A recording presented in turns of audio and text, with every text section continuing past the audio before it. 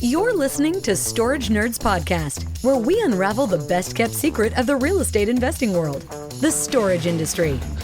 Join the grassroots guru in self-storage, Stacy Rossetti, in insightful discussions about finding, funding, and running these spaces, allowing you to yield the highest returns possible. Get your foot in the door on self-storage and discover how to properly purchase facilities, negotiate with sellers, and close the deal without worries. Start unpacking that investment wisdom with Stacy right now.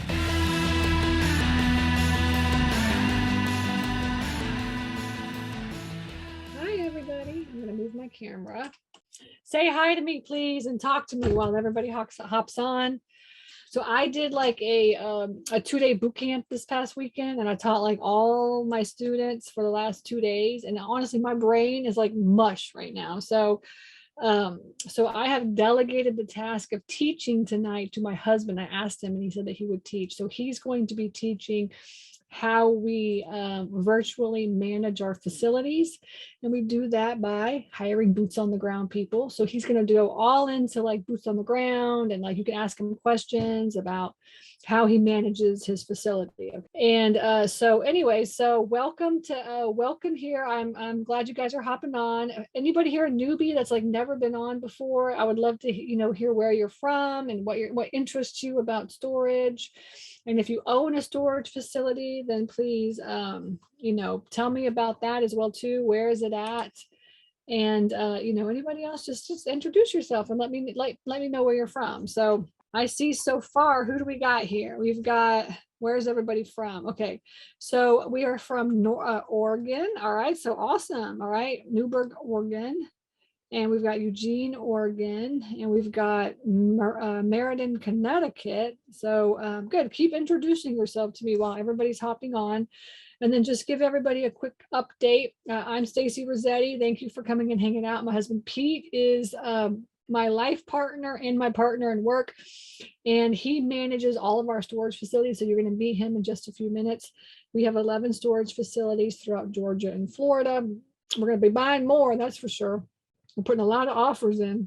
And we also have a fund. It's called the Self-Storage Fund of America. I'll be pitching that right after this session. So if you want to hear me out about the fund, if you're the type of person that's just like, I want to do passive investing, I don't really want to own a storage facility, I just want to invest, and I want somebody else to do all the work, and I just want to make money, right? That's called passive investing. And so we have a fund called the Self-Storage Fund of America, and you can go to stacyrossetti.com/fund. I pitch that fund every Monday night right after this webinar session, and it's good to just hear like what a pitch sounds like, and just kind of hear how do funds work. I mean, if you're one of those people like, yeah, I'm really interested in funds, but I've just never done it before, I'm the person to get you in the door on funds as well as storage. So hop on and hear me out. And let's see what else. Yeah, so we had a great boot camp the last 2 days. All the students came together and we got to teach. I did on Saturday, I did finding them and deal analysis. We did a lot of finding and deal analysis.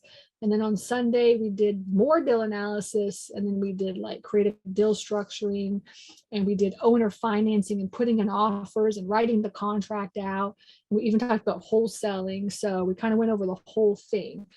And so if this is something that interests you, we do boot camps 3 times a year in January, May, and September. So you have to make sure that you get on the wait list, because I only open my doors up 3 times a year. And then you can come to the boot camp next time. And that will really, what it does is just like, it educates you on the whole process and how it works to get started in self-storage investing. And then on top of that, it really just gives you the competence and the confidence to keep moving forward. And I tell this to my students all the time. I'm here to give you the confidence and the competence in order to be able to get out there and look for storage facilities. I'm here to teach you, guide you, mentor you, and show you how to do this. So it was a great 2 days, and I love hanging out with all my students. And now right? They're going to get out there. They're inspired. I see like Debbie and Felicia, they were there. Also, I see a whole bunch of students. Barton was there. So you guys can always put out, y'all inspired? Y'all going to get out there and look for some storage facilities? You know, that's the question. You know, do you think you can now? At least can you get out there and start looking? That's the goal, right? Because a lot of people, they just don't have the confidence and the competence in order to do that. So I love helping my students do that. Okay, good. And so please check me out. I do a Monday night free session for anybody that wants to listen to me ramble about self-storage. And I also delegate it sometimes to either students or my husband. And then we also have the coaching program, and we have a course. It's called Super Simple Self-Storage. So just check out stacyrossetti.com. You can Google me, check me out, and hopefully there's something there to get you started.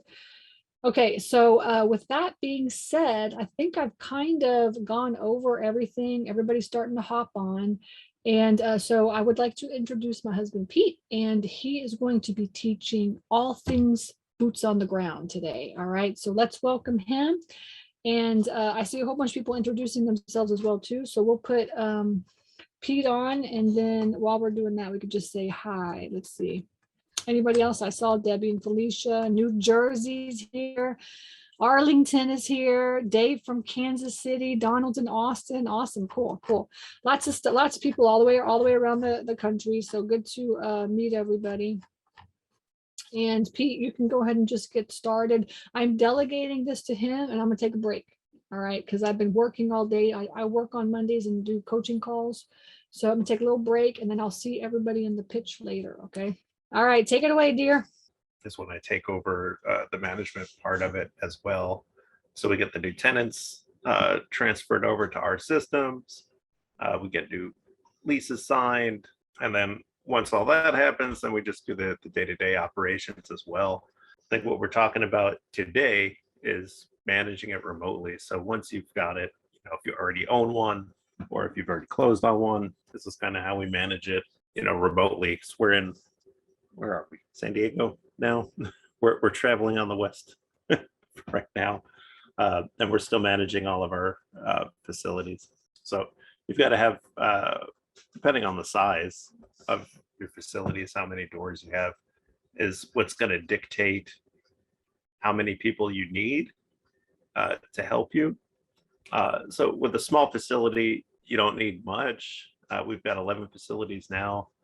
So I've got an office manager, I've got a boots on the ground person, I've got somebody answering the phones for me full time, and I've also got a backup call center to answer the phones if we miss it, or you know, on the weekends when we don't want to work.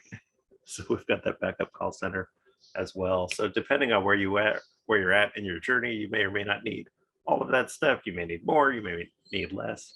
But we'll basically go through all the tools and things that we do to manage it remotely. And then once you know everything that needs to get done, then you'll decide, okay, how many people do I need to actually do all that?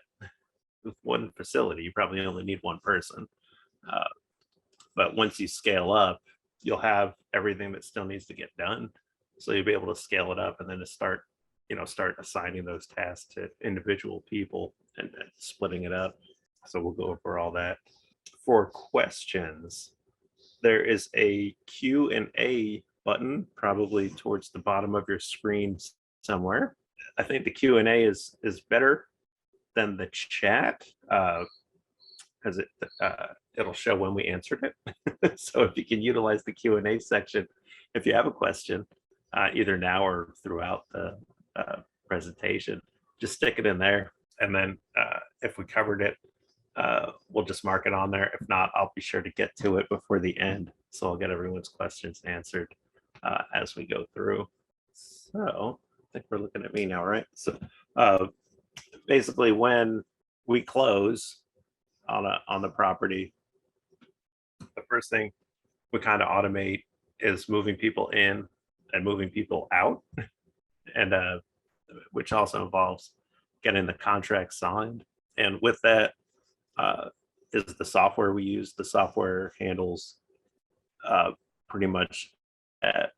So when you're looking for software, you know, they're all going to do the basic stuff, but you got to be sure it can move people in, it can move people out, it can manage them while they're with you, and then also track their payments would be good. Like our payment processors integrated with our facility management software, so it's kind of all one and the same. It's not two separate systems. That was a real plus for me as well. So we use Store Edge is what it's called. There we go. This is the Store Edge demo account. So it won't have any personal information of real people anyway.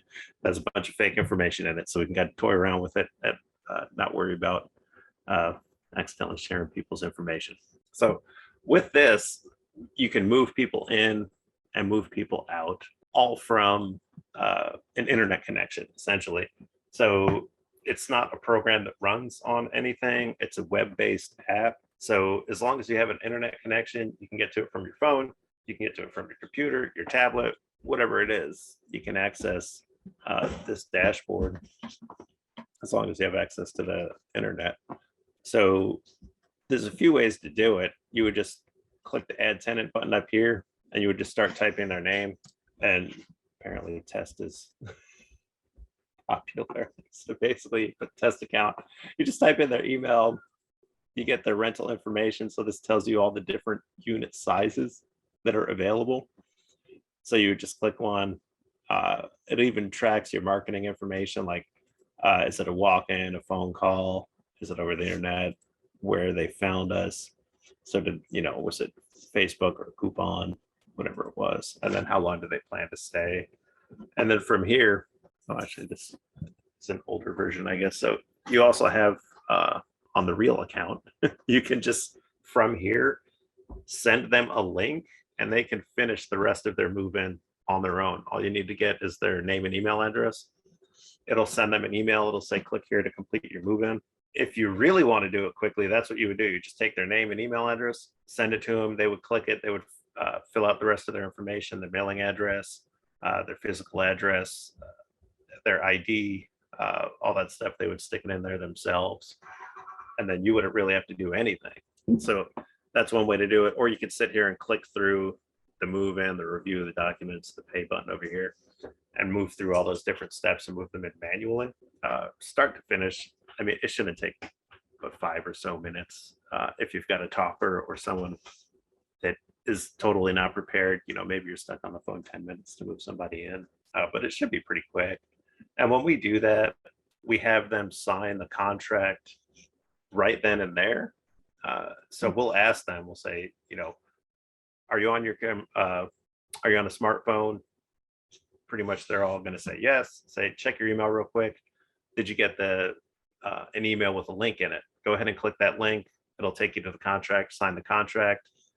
And then we also ask them, they'll get a text message from the system as well. It'll say, you've reserved this unit number. We'll ask them to just reply to that text message with a picture of their ID. And then we just assign that right into their account as well. So everything's done online. If they don't want to call in, they can actually go to the website and just do the whole move-in process themselves by just clicking the link and then putting all their information in there themselves. So that's another cool thing. I would say most people still call to do that, but every once in a while we still get people that do it all online, and it's awesome because it's no manpower on my end to move somebody in. It should all be that simple. So there's all those different options. So you could start to take their info, send them the link to finish. You could take their info and bring them all the way to completion. We don't have an on-site person, but if you did have an on-site person, it's the same process as well. You start it online, and then you can hit sign now, and it'll give you 2 options. You can either sign it on the device. So if you have like a tablet or something, the tenant, you could just hand them the tablet. They would read the contract. They could sign it with their finger, save it like that. Or you also have the option to print it, and they can actually, print it, sign it with a pen, and then you'd have to scan it back in. And then also you could just do it online. So you've got all those options, just moving people in. And that's how we don't interact with people in person anymore. With COVID, they started coming up with new terminology and stuff for that. So that's called a contactless movement. So a lot of people or a lot of places with offices are doing that as well now, just so they don't have to interact with the people and potentially get sick or anything like that. I noticed there are 254 tenants with a 1 to 3 month length of stay. Does that mean there's a high turnover at this facility? I'd imagine so. Like I said, this is just the demo account, so it's probably got a lot of activity on it, not just from me, but from other people using the same demo account. But yeah, for us, we focus on tertiary markets. They're usually out in the sticks. So at our facilities, we tend to have people stay a really long time. Once they move in, I mean, we've got them for life pretty much. We've got a bunch of tenants that have been there through a few owners, 10 plus years. They've been renting stuff from us. So yeah, in the tertiary markets, you get kind of those longer term tenants. In the primary markets, like in the city limits and things like that, it's going to be less. So you got to see where you're at. But yeah, don't let those numbers scare you. I mean, if you have a lot of turnover, you just might need to clean units a little more often, or just have a better system with your tenants and a better understanding on how they're supposed to leave it, just to minimize what you have to do afterwards. And that comes to the move out process as well. So we talked about moving in. Same thing with the move out process. We kind of let them know ahead of time. And in their contract, it says when you move out, you're supposed to leave the unit broom clean. So basically, they need to take everything out. They need to leave it broom clean.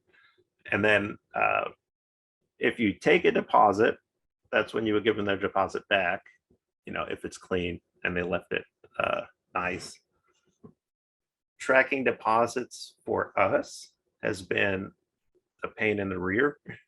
And I don't like things that make my life more complicated. So we've actually done away with the deposits, and we've just moved to a one-time administrative fee when our tenants move in. So the contract still says, we can get a deposit from them. We just waive it for the time being. And then we just tell them there's a $25 administrative fee when they move in. And that's kind of equalized out. If people are going to move out and leave a bunch of junk behind, their deposit isn't a real good deterrent, is what we've found out. I mean, for some people it is, but for most people it's not. I mean, if they're going to leave a mess, they're going to leave a mess regardless. Let's see. Do you find that long-term tenants in tertiary markets resist the contactless process when you purchase a facility? Sort of. So it's there are a few of those tenants that want nothing to do with technology, and we've had our fair share of them, but it's such a small percentage. I don't even worry about them. When we take over facilities, we'll send we have the seller send out a letter. We send out a letter ourselves, basically telling everybody about the transition and what's going to happen. For us, we do everything electronic, and we let them know that right up front. As soon as we're getting the facility, on closing day, that's when we send all our stuff out. Once we know we closed, we send all that information out. We tell them we're 100% electronic. So electronic payments, electronic signatures, everything, right? We don't need physical things to run the company. When we let them know that, I'll have some people tell me, they're like, oh, well, I don't trust technology. Can you mail me this? Can you do this? Can you do that? And we tell them, I'm sorry, that's not part of how we operate our business. I completely understand your hesitancy to come on board with this, and it doesn't look like we're going to be the right storage solution to meet your needs. How much time do you need to get your stuff out? And I'll work with them, especially on the transition. If they're opposed to it, I'm not going to change your mind, no matter how blue I get in the face. So I don't even bother myself with it. I say, I'm really sorry we have to part ways. I wish it could be a better way. I'd love to have you as a tenant, but it doesn't look like it's going to work out. Let me know how much time you need to move out. And they usually get out by the end of the month, so they don't have to pay another month's uh, rent. But if they can't, and I know they're moving out, I'll work with them. I'll say, okay, I'll leave you at the previous rental rate, and I'll give you one. Sometimes if we work with them, I'll give them 2 extra months to get all their stuff out. But I'll work with them. I mean, it's not my. I don't want to make anyone mad. That's not my objective. I want to give people somewhere to store their stuff, and I want it to be a good experience for both of us. So yeah, if they're unhappy with it, they're hesitant to it, I'll let them move out. That's fine, and I'll give them. Some people I've had that had one tenant had 3 and 4 units. Obviously, it's going to be kind of difficult for them to move everything out quickly. So I think I gave that tenant 2 extra months to get their stuff out at their current, at their old rate, and I just moved them out. Everyone else was on board. Their new rates kicked in. We took over, and then month 2, the new rates started kicking in, and they know they're getting a good deal. They know the rates haven't changed in a decade. So it's not a question of, are they going to change? It was more of a question of when are they going to change? They knew they were getting a good deal. So when the prices go up, yeah, I mean, they don't like it, but it's not like it was completely out of the blue. So don't worry too much about it. If you are going to the market rate, people will move in. It's you don't have to be scared of it if you're at the market rate. You just got to do your research to find out what the market rate is. All right, how long does it take to integrate this into an acquired facility? So I've made a checklist that I use, and basically I go through that checklist. Once we get it under contract, we run the numbers, we'll look at it, we'll make sure it makes sense for us. And once it does make sense for us, and we know we're going to close on it, that's when I start everything. So I start early. If we've got a 60-day close, 30-day close, whatever it is, and we know for sure we want to close on this thing, after a week, that's when I'll start getting everything into place. I'll start calling, local sign companies. Can they get something up for me? I'll, I have a whole list of everything that we're going to do. I'll call the county. I'll see if we need a occupational tax certificate. Do they take, do we have to take sales tax and things like that? So I'll start everything as soon as I know I'm going to close on the facility, and just work at it until we get it done. So on closing day, I should have the store edge, what you're looking at now. I should have that set up and functional, with either waiting for everyone's information to get in, or I should already have everyone's information in there. And then the day of closing, that's when I'll send out all my notices. So if I have their email address, they'll get their email address of change of ownership. And then we also send out physical mail to all the tenants, like, hey, we've just closed on the facility. This is the new management company. This is how things are going to operate. We say it nice though, but so we send that out on the day of closing. So everything should be in line for you to just hit the ground running on closing day. But I mean, our early facilities, we've done all that after closing because we didn't know what we were doing. Now that we know what we're doing, we get it all done beforehand, just so we can hit the ground running and get it all integrated quickly. So to answer your question, it might take a month after closing your first time around, because it's confusing and there's a lot to do. But once you've done it, or once you're with us and you got that checklist and things like that, it should go pretty quick.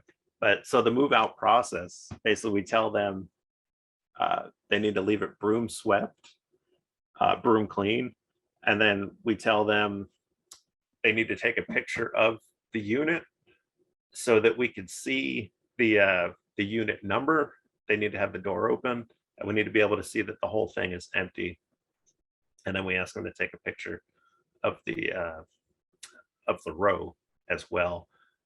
We've had people in the past pull the stuff out, put it behind them, take a picture of the empty unit, close the door, and then they just leave a bunch of garbage behind you. So you got to minimize all of that. And so you just got to make sure you're checking everything. And that's what our boots on the ground person will do as well. So if we've got a picture from the tenant of an empty unit, the next time our boots on the ground person is out there, they'll just go and confirm that one, it actually is empty, and two, they didn't leave trash anywhere else. And like I said, we don't do the deposit fees anymore.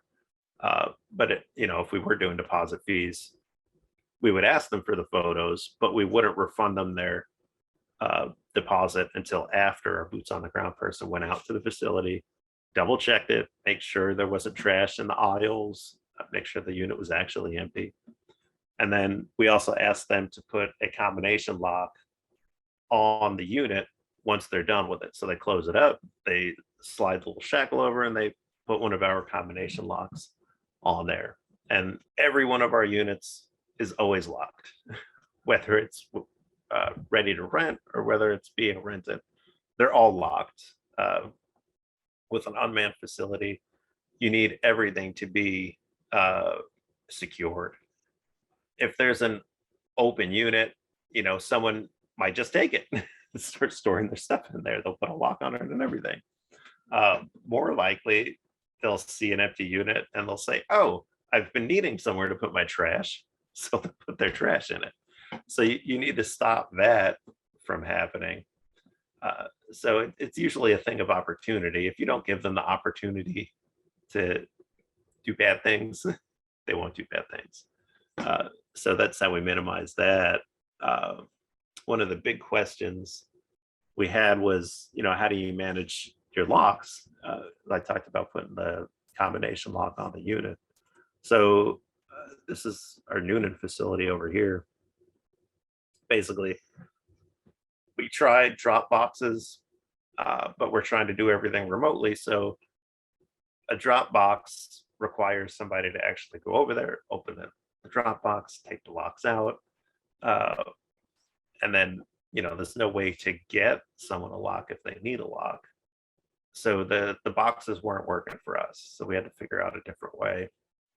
So you can see, sorry, it's not the best photo, but we just spray painted on the side of the building locks, and we put a chain right under it over here. So once they open up a unit, let's say if they're moving in, they rented a unit. We give them the combination to the gate so they can come in. Then we also give them a combination to the lock on their unit. So that lock on their unit, they'll open it up. They'll put all their stuff in there, and they can buy that lock from us if they want to, or if they don't want to buy it, they just go to this chain and they put the lock on the chain and scramble the numbers. So now I've got a lock in inventory, and I can do whatever I want with it. If I need to overlock somebody, I could use that lock. If I need to sell a lock to somebody, I could tell them, walk over to the chain. Do you see a lock on that chain? Read me the number off that lock. Read me the number off the one you like. I'll give you the combination and we'll charge your account for it. So that's a way to pretty much automate the lock process. We put serial numbers on each of our locks. There are some options out there like DaVinci where they put serial numbers on them already. They're expensive. I have a lot of locks. I go through them quite a bit. So I get them from eBay. And then we just etch them ourselves. I can probably look on there. Let's see. eBay. I can't remember how much I paid for them last time. Let's see. Purchase history. Let's see what I got. You can see on my history, it's just glue traps and locks and things like that. All right, so 12 piece. Is that $200? Is that right? What does that come out to? I don't know. not too much. Actually, I think that's kind of a lot. But yes, anyway, 12 for $200, whatever that was. So that's where we get them anyway. Just go to eBay. You can find them pretty cheap. Right, Da Vinci. Da Vinci is the other option out there. This one's pretty popular, but so they put the serial numbers right on there, so you don't have to do it yourself. But if I remember, they are pretty expensive. I think they're $15 each, something like that. Let's see, store a 10-pack for $139, so 13 and change each. That can't be right. Yeah, that's going to be a wrong price or something on that one. All right, so that's how we do the locks. So we'll just we'll etch a number on there, and then we have a Google sheet that we share. So we have a Google sheet that we share internally. So if somebody calls in, they say, "Oh, hey, I can't get into this lock." We just look at the Google sheet. Me, my office manager, maintenance guy, and the phone support all have access to it, so they can quickly look up a code if they need it. So basically, me and my manager, we have edit access to it. Everyone else just has view access to it, so they can't muck it up if they're looking at it. So, when you're sharing things like that with your team, make sure they have the correct access that they need. So not everybody needs to be able to edit everything. Some people just need to be able to look at stuff. All right. So we use a chain to do the locks. And then we use a spreadsheet to track all the combinations on the locks. Scheduling for and maintenance and things like that can all be handled by StoreEdge again. So when you're in here, it'll keep a map for you, and then it'll also keep track of things like cleaning, maintenance, anything that needs to be done to a unit. You can keep track of it in here as well, which works good for doing a walkthrough with your boots on the ground person, because they can pull a walkthrough report and actually see everything they need to do. So it's probably a big map. Let's just go to the individual here if it runs up. But basically in here, if a spring is broken, you can go into that unit. So let's say it's okay, this one's vacant. Let's just put some maintenance on here. So if we go into the unit, once you're in the unit, you can add notes, cleaning tasks, maintenance tasks. You can keep track of combinations as well. So when we lock a unit, let's say it's getting ready to be rented, maintenance goes out there, they put a combination lock on there. You can keep track of it right on the unit itself.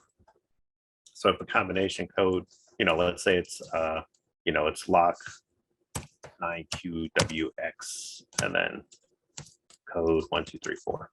You could save that in there, and then it'll have that combination assigned to that unit.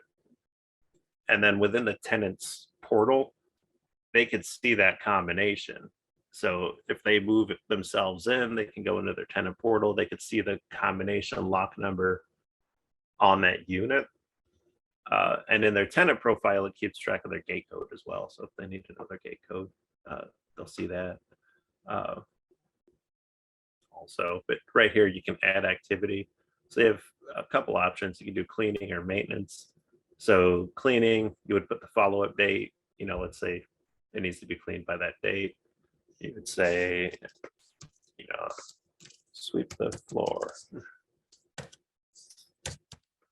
And if you want to mark it important, that just means it'll pop up on the screen in a bubble if you go into this unit. So if it's something important, you could star it. If it's not important, you wouldn't star it. And then you can also add maintenance on here as well. So you could do maintenance, it has to get done on the same day. You could put fix the spring, right? Let's make that important so we don't accidentally rent this place out. So I believe if we refresh the page, all the ones that we starred will pop up once you go into this unit, which comes in handy.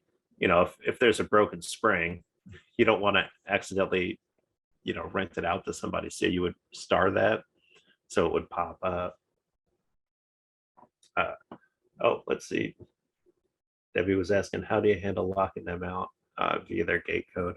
So there's a few different ways to do it. So over here, they have access control integrated with Store Edge. So if you utilize that, Store Edge can do it automatically for you. You would set the parameters, like if they haven't paid, then on this day, stop their code from working.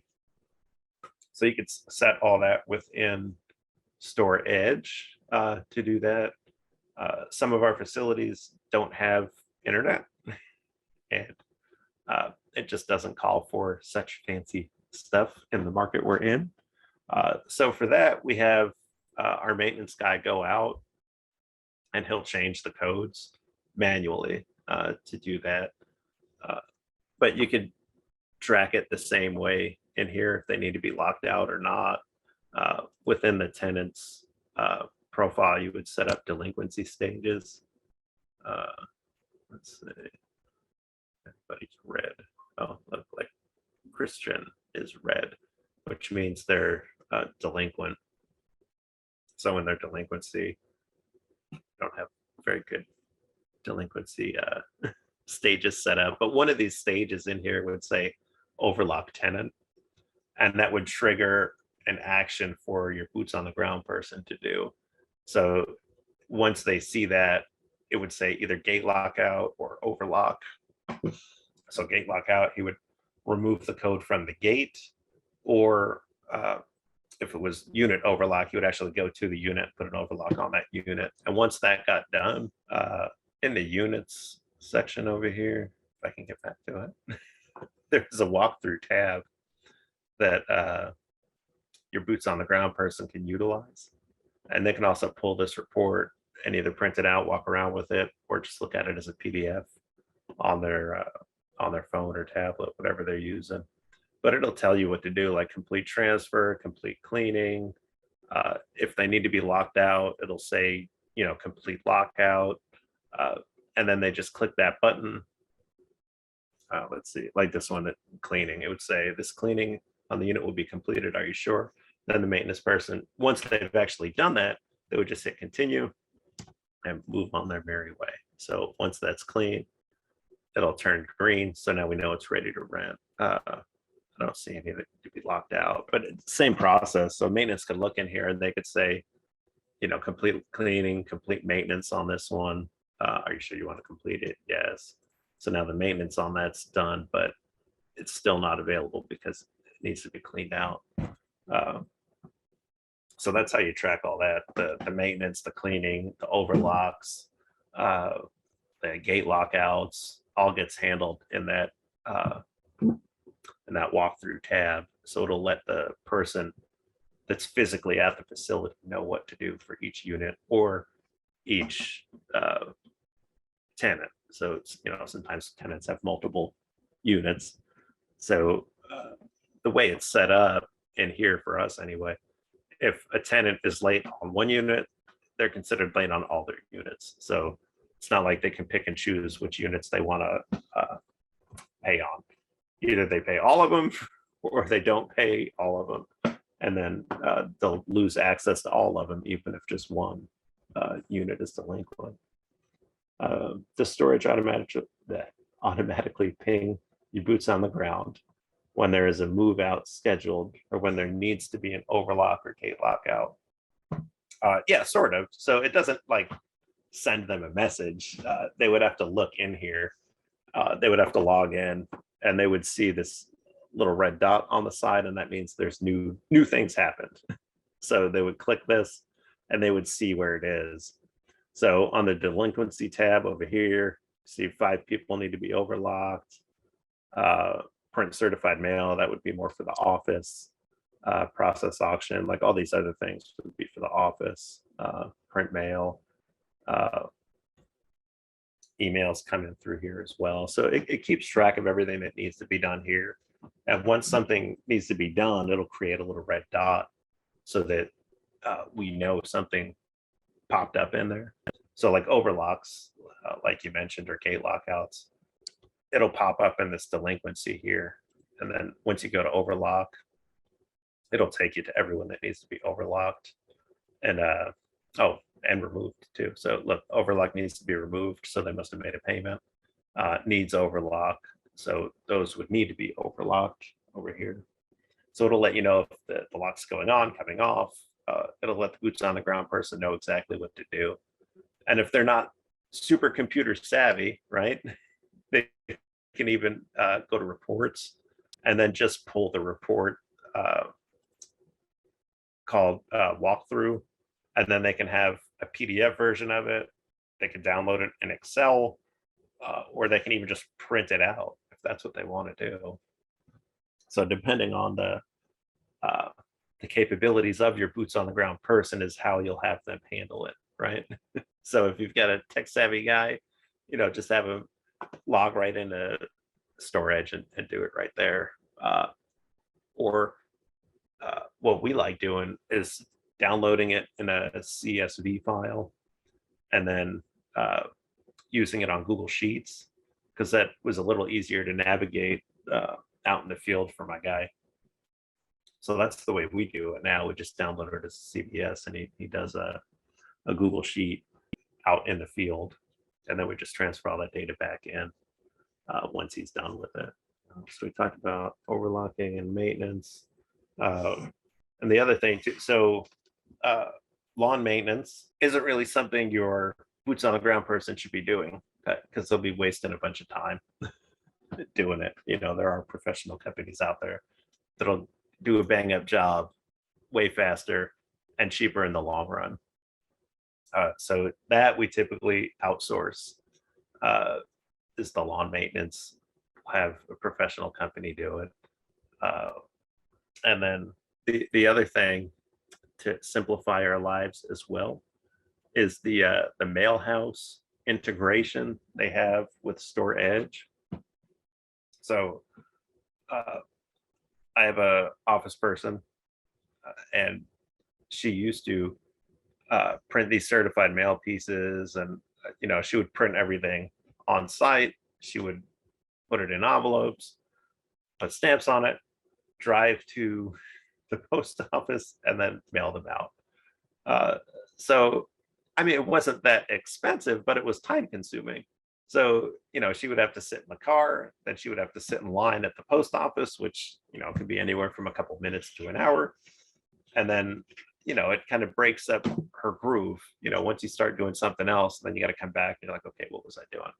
So we started utilizing the mail house from Store Edge, and you could set the things you want to go out automatically. So like rate increase letters, it's just automatic now. 45 days before the new rate increase, it'll signal to the mail house to print it and send it out. And it's under $1 per letter that goes out. I don't remember the exact total, but you can call them if you're interested. But it was relatively cheap. And I'm thinking about it, and I'm like, yeah, between ink and driving and hours lost just sitting at the post office in line, it's worth just not having to do that. The one thing we still send out, though, is the auction notices. In Georgia and Florida, well, actually in Georgia, we have to send them out proof that we sent it, not proof that it was received. And that's not an option that the mail house offers to us at the moment. So Bonnie still does that for us. Told we've got 10 minutes. So utilizing the mail house really streamlined a lot of that stuff. But for the auction process, Bonnie prints those out and it actually sends those out. And that too, it lets us know 100% that it was done correctly. But they do offer certified mail service, which I think it's almost $7 a letter, which is a bit overkill for what Georgia requires us to do. So I didn't opt for that. But if it's something you have to do in your state and there's no way around it, utilize the mail house and they'll do it for you. And you don't have to worry about it. And then talking about the phones too, you need to be able to get the phones wherever you are and whoever you are, and you need to be able to add people and lose people easily. So we utilize Grasshopper to do all that. Uh, Grasshopper, you have a few different options. There's a desktop app you can utilize. There's a phone app you can utilize as well. And when you're doing those things, uh, it's a voice over internet call. So all you need for that is an internet connection. Uh, and then it also has the capability to send directly to a phone number. So you can use your carrier as well to make and receive calls. But what I like, it's easy to just add and remove people from these extensions. So, you can just quickly turn them on, turn them off, whoever you want it to go to. You could set schedules, is it 9 to 5? When are these things going out? With that, Grasshopper was a good option for us. I know a lot of people want to use like Google Voice or something like that. It's a free service, doesn't cost you anything. But it doesn't have all the capabilities you're going to need, especially if you start scaling up. So I would stay away from that type of stuff. I think, the Grasshopper accounts, they start at, I think, $10 a month. So it's not expensive, and it's definitely well worth it. Because, if your phone dies, you can't even, you lost your phone, you could quickly transfer it, to your spouse's phone, your friend's phone, or even just open up your laptop and start answering it right from the app. So as long as you have an internet connection and a device, you can answer your phones, you can forward it to people. I've got people in the Philippines answering the phones for us as well, all through the Grasshopper app. So I mean, it's super simple to use. I'm sure there's other options out there, but I mean, Grasshopper's worked for us, and that's what we use. And then talking about the boots on the ground person. So finding the boots on the ground person, I wouldn't just grab the first person you find. So you want to look for them and make sure they're capable of doing all the things we talked about, as well as the maintenance. So if a spring is broken, can they fix a spring? Can they take dents out of the building? Can they replace siding and things like that? Are they afraid of heights? They might have to get on top of the building to fix a roof leak. So you got to make sure they're willing and able to do all that stuff. So when you're looking for your boots on the ground person, you want to ask all those questions. What experience do you have? Are you afraid of heights? When are you available? So on a smaller facility, maybe, I don't know, smaller, probably 50 units or less, you're not going to need a boots on the ground person very often. You're going to have to figure out a price point that'll work for the boots on the ground person and a schedule that's going to work for them, because no one wants to work, 4 hours every other week, right? You're not going to be able to retain anybody. So you need to work it into your budget. With such a small facility, you don't have a whole lot of wiggle room, be wasting on a boots on the ground person. So once you've figured out, can they do all these things you need, or where their skill level is, right? Then you can figure out what you're going to pay them. So, can they fix a spring on a door? Yes or no. If they can't, I mean, that might be fine. If you could find a contractor in town that, fixes doors, contract that out. Like, my guy doesn't know how to fix fences. I mean, that's fine. We'll just work that into his salary. You don't know how to fix fences.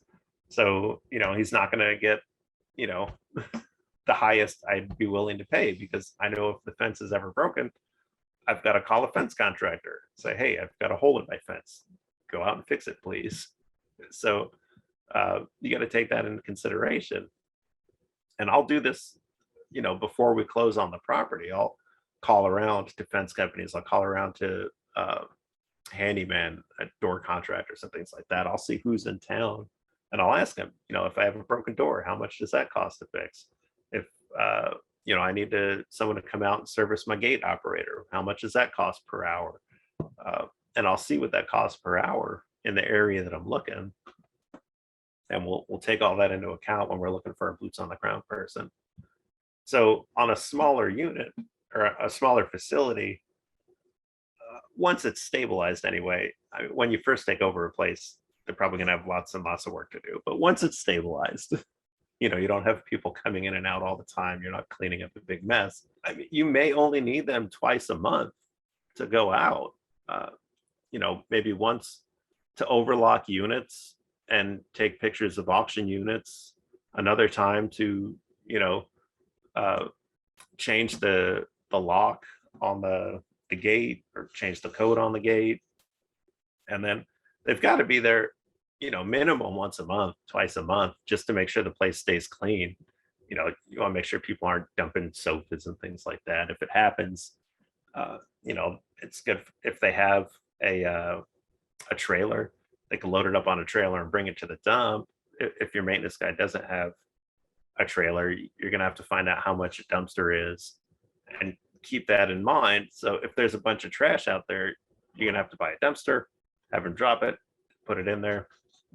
So keep all that in mind. What can they do? And if it's a smaller unit or a smaller facility, you may need to overpay a part-time person just to retain them, if that makes sense. So, let's say going wages in the area, you can get a maintenance person for $12 an hour. But if you don't have full-time work for them, no one's going to stick around. So if you overpay somebody for 2 days a month, 3 days a month, 4 days a month, let's say you pay them $20 an hour for 2 days a month, or maybe 4 days, they go out once a week. Yeah, you're paying a little bit more for it, but you're going to keep them and they're going to stick around for you. So on these smaller facilities, you don't need them very often, but you do need their loyalty. So sometimes it's good to overpay them if they're not working a lot. So during the initial clean out, you might be able to, I've got 2 months worth of work for you. I'll give you $12 an hour to get it all done for the next 2 months. If they do well, maybe say, okay, well, I only need you twice a month now, but I'll give you $20 an hour.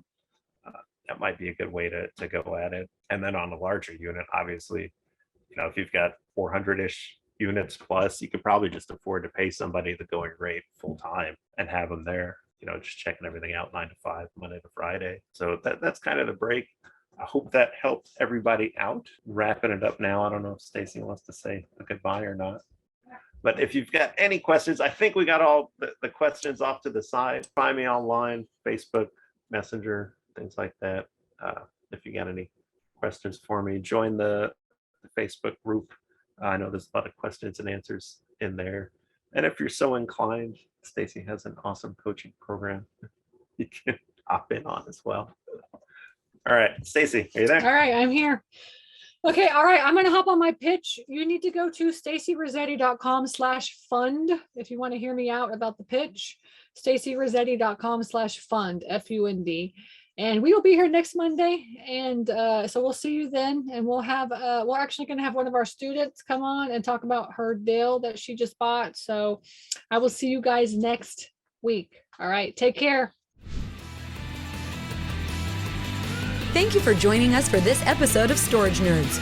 Hope this informative conversation inspired you to go out there and jump into this highly profitable business venture that people rarely talk about. Get more tips on storage space investing at www.stacyrossetti.com. Don't forget to subscribe to the show and leave a rating. Together, let's build that thriving passive income one storage space at a time. Until next time.